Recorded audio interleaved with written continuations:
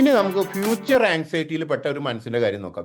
ഫ്യൂച്ചറിൽ നടക്കുന്ന ഉത്കണ്ഠ അല്ല ആങ്സൈറ്റി എന്നാണ് പറയാം. അപ്പൊ നമ്മൾ ഫ്യൂച്ചർ പ്ലാനിങ് നല്ലതാണ്. നമ്മൾ നാളെ എന്ത് വേണം, നാളെ എങ്ങനെയായിരിക്കണം, നാളത്തെ ദിവസം എങ്ങനെയായിരിക്കണം, ഒക്കെ പ്ലാൻ ചെയ്യുന്നതൊക്കെ വളരെ നല്ല കാര്യമാണ്. ഗോൾ സെറ്റ് ചെയ്യുന്നതും നല്ല കാര്യമാണ്, വിഷൻ ഉള്ളതും നല്ല കാര്യമാണ്. പക്ഷെ ഫ്യൂച്ചർ ആങ്സൈറ്റി എന്ന് പറഞ്ഞ സാധനം ഭയങ്കര അപകടം പിടിച്ച സാധനം. ഉത്കണ്ഠ, അയ്യോ നടക്കൂ നടക്കില്ലേ എന്ന് ഒക്കെ ഉള്ള ഒരു ഡൗട്ട് അല്ലെങ്കിൽ ഉത്കണ്ഠ ഉണ്ടല്ലോ പലർക്കും. ചിലർക്ക് കുട്ടി ജനിക്കുമ്പോൾ തന്നെ അതിന് കല്യാണം കഴിപ്പിക്കേണ്ട കാര്യമായിരിക്കും ആലോചിച്ചുകൊണ്ടിരിക്കുക. കുട്ടി ജനിച്ച 6 മാസമേ ഉണ്ടാവുള്ളൂ. അപ്പൊ ചിന്തിച്ചുകൊണ്ടിരിക്കുക അതിന്റെ കല്യാണം വരുമ്പോൾ എന്ത് ചെയ്യും, എന്തൊക്കെ ചെയ്യേണ്ടി വരും എന്നൊക്കെയാണ് ചിന്തിക്കുന്ന എത്രയോ ലേഡീസ് ഉണ്ട്. ഇതിനെയാണ് ഫ്യൂച്ചർ ആങ്സൈറ്റി എന്ന് പറയാം. ഇത് ഭയങ്കര അപകടം പിടിച്ച സാധനം. ഞാനൊരു ഉദാഹരണം പറയാം. ഇപ്പൊ പ്ലാനിങ് ഒക്കെ നിങ്ങൾ ചെയ്യുകയാണെങ്കിൽ അത് നമ്മൾക്ക് ആക്ഷൻ ഉണ്ടാക്കും.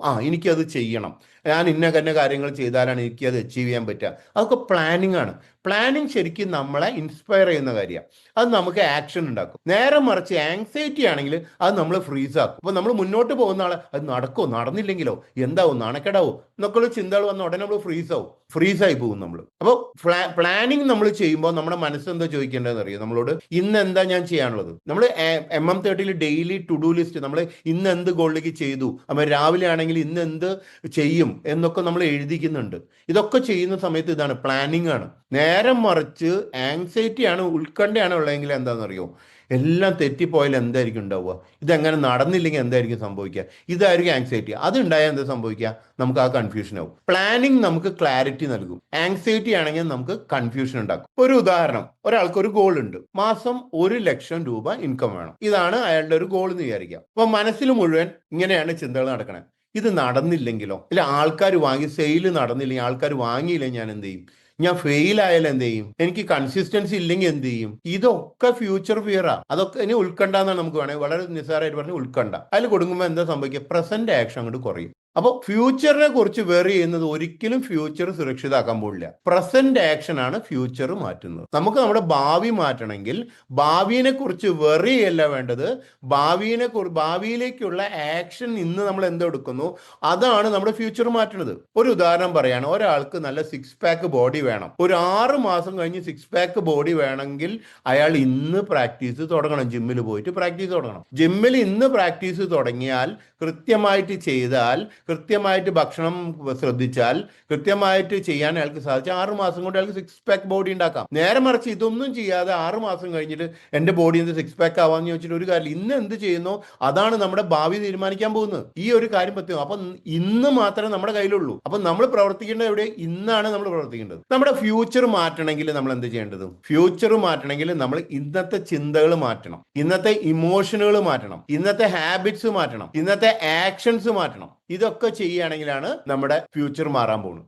അതാണ് പവർ ഓഫ് നൗ എന്ന് പറയുന്നത്. ഒന്നുകൂടിയും പറയാം, നമ്മുടെ ഫ്യൂച്ചർ മാറ്റണമെങ്കിൽ നമ്മൾ ചെയ്യേണ്ടത് ഇന്നത്തെ നമ്മുടെ ചിന്തകൾ മാറ്റണം, ഇന്നത്തെ നമ്മുടെ ഇമോഷൻസ് മാറ്റണം, ഇന്നത്തെ നമ്മുടെ ശീലങ്ങൾ മാറ്റണം, ഇന്നത്തെ നമ്മുടെ ആക്ഷൻസ് മാറ്റണം. അതിനെയാണ് പവർ ഓഫ് നൗ എന്ന് പറയാം. ഇന്ന് നമ്മൾ ചെയ്യുന്ന പ്രവൃത്തികൾ നമ്മുടെ നാളെകൾ തീരുമാനിക്കാൻ പോകുന്നത്. ഇപ്പൊ ഞങ്ങൾ MM30 പാർട്ടിസിപ്പൻസിനോട് ഫ്യൂച്ചർ ഫിയറിൽ നിന്ന് പ്രസന്റ് ആക്ഷനിലേക്ക് കൊണ്ടുവരാനുള്ള ദി പവർ ഓഫ് നൗവിൽ നമ്മൾക്ക് എത്തിക്കാനുള്ള പ്രാക്ടീസുകൾ ക്ലാസ്സിൽ ചെയ്യിച്ചുകൊണ്ടിരിക്കുകയാണ് ഡെയിലി. ഇനി നമുക്ക് മാനിഫെസ്റ്റേഷനിൽ നൗ എങ്ങനെയാണ് പ്രവർത്തിക്കുന്നത് നോക്കാം. മാനിഫെസ്റ്റേഷൻ കണക്ട് ചെയ്തിട്ട് പറഞ്ഞുതരാം. ഈ മാനിഫെസ്റ്റേഷൻ എന്ന് പറഞ്ഞാൽ പലർക്കും അത് ഫ്യൂച്ചറിൽ നടക്കേണ്ട കാര്യമാണ്. ഭാവിയിൽ എനിക്കൊരു കാർ വാങ്ങണം, എനിക്കൊരു വീട് വെക്കണം, എനിക്കൊരു കല്യാണം കഴിക്കണം, എനിക്ക് നല്ല ആരോഗ്യം വേണം, ഇതൊക്കെ ഭാവിയിൽ നടക്കുന്ന കാര്യങ്ങളാണ്. അവരെന്നും അത് ഭാവിയിലേക്ക് വെച്ചിരിക്കുക. അവരുടെ മനസ്സിൽ എങ്ങനെ ഇരിക്കും, ഒരു ദിവസം എൻ്റെ ഗോള് നടക്കും, ഒരു ദിവസം എൻ്റെ പണം വരും, ഒരു ദിവസം എനിക്ക് കോൺഫിഡൻസ് വരും, ഒരു ദിവസം എൻ്റെ ജീവിതം മാറും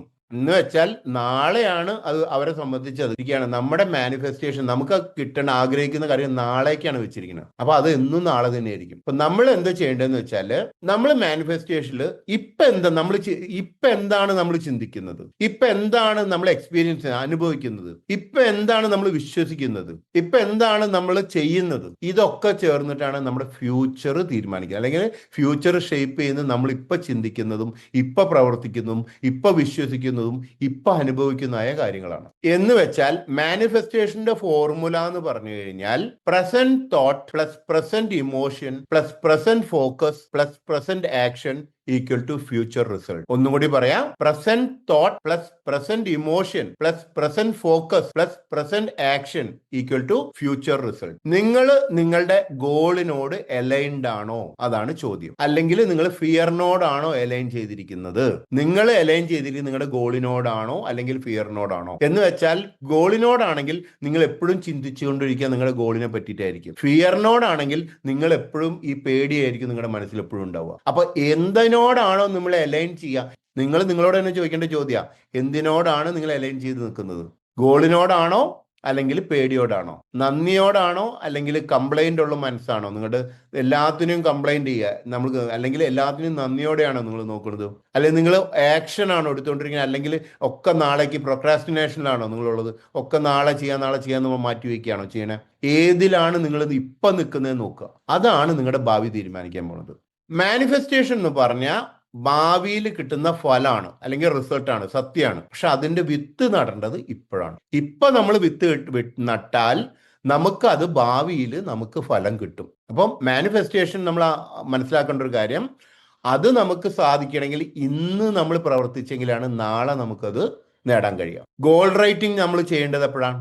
ഇപ്പോൾ ചെയ്യണം. വിഷ്വലൈസേഷൻ നമ്മൾ ചെയ്യേണ്ടത് എപ്പോഴാണ്? ഇപ്പോൾ ചെയ്യണം. എഫർമേഷൻ നമ്മൾ ചെയ്യേണ്ടത് എപ്പോഴാണ്? അത് ഇപ്പോൾ ചെയ്യണം. ഗ്രാറ്റിറ്റ്യൂഡ് നമ്മൾ എപ്പോഴാണ് പ്രാക്ടീസ് ചെയ്യേണ്ടത്? അതിപ്പോൾ ചെയ്യണം. ഇമോഷണൽ റിലീസൊക്കെ നമ്മൾ എപ്പോഴാണ് ചെയ്യേണ്ടത്? അതിപ്പോൾ ചെയ്യണം. ആക്ഷൻ നമ്മൾ എപ്പോഴാണ് എടുക്കേണ്ടത്? അതിപ്പോൾ ചെയ്യണം. എങ്കിലേ നമ്മുടെ മാനിഫെസ്റ്റേഷൻ നടക്കുള്ളൂ. നാളെ നടക്കുന്ന മാനിഫെസ്റ്റേഷൻ ഇപ്പോഴാണ് നമ്മൾ ഈ കാര്യങ്ങൾ ചെയ്യാനുള്ളത്.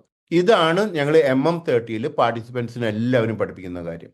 ആദ്യം തന്നെ അവരുടെ വിഷിനെ ഒരു ഗോളാക്കി മാറ്റും. അത് ഗോളിനെ സബ് കോൺഷ്യസ് മൈൻഡിൽ ഇൻസ്റ്റാൾ ചെയ്യും. പ്രസന്റ് മോമെന്റിൽ ഡെയിലി പ്രാക്ടീസ് ചെയ്യിക്കും. മൈൻഡ്, ഇമോഷൻ, ആക്ഷൻ എല്ലാം അലൈൻ ചെയ്യിപ്പിക്കും. ഇതൊക്കെ MM30 ഞങ്ങൾ ചെയ്യുന്ന കാര്യങ്ങളാണ്. ഇനി ഈ പ്രസന്റ് ഓഫ് നൗ എന്നൊക്കെ പറഞ്ഞു, ഇതൊക്കെ ചെയ്യണം എന്നൊക്കെ പറഞ്ഞു. നിങ്ങളോട് വെറുതെ ഇങ്ങനെ ഫിലോസഫി പറഞ്ഞിട്ട് വല്ല കാര്യമുണ്ടോ? നിങ്ങൾക്ക് അതിന് വഴി പറഞ്ഞു തരണ്ടേ? എങ്ങനെയാണ് ഈ പ്രസന്റിൽ വന്ന് നിൽക്കേണ്ടത് എന്നുള്ള വഴികൾ പറഞ്ഞു തരാണ്ട് വെറുതെ ചുമ്മാ കുറെ ഫിലോസഫി പറഞ്ഞു പോയിട്ട് എന്താ കാര്യം?